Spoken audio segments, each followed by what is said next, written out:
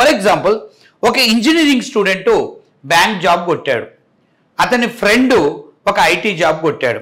So ఈ సందర్భంలో ఎలా ఉంటుందంటే మొదట జాబ్ వచ్చినప్పుడు ఒక బ్యాంక్ ఎంప్లాయీ శాలరీ 20,000 ఉంటుంది. ఒక ఐటీ జాబ్ వచ్చిన వ్యక్తి 10-15,000 ఉందనుకుందాం. సో లేదు 20,000 ఉంది, సేమ్ శాలరీ ఉంటుంది. సో అక్కడ ఎలా జరుగుతుందంటే ఈ యొక్క బ్యాంక్ జాబ్ ఒక 3 years ఒక 5 yearsకి ఒక 5 years తర్వాత చూస్తే బ్యాంక్ జాబ్ అతని శాలరీ ఒక 30,000, 40,000, 50,000కి వెళ్తుంది. బట్ ఒక ఐటీ జాబ్ యొక్క శాలరీ గ్రోత్ ఒక 5 yearsకి 1 lakh, 1.5 lakh ఉంటుంది.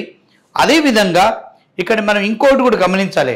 ఎవరైతే ఐటీ వైపు వెళ్ళారో ఒక 5 yearsకో 6 yearsకో ఇన్ కేస్ ఇతను అబ్రాడ్లో ఆపర్చునిటీ దొరికితే అతని ప్యాకేజ్ ఎక్కడో ఉంటుంది.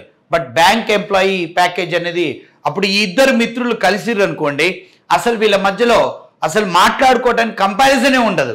So that is the reason what I'm telling you. IT జాబ్లో నీకు శాలరీ గ్రోత్ అనేది బీభత్సంగా ఉంటుంది.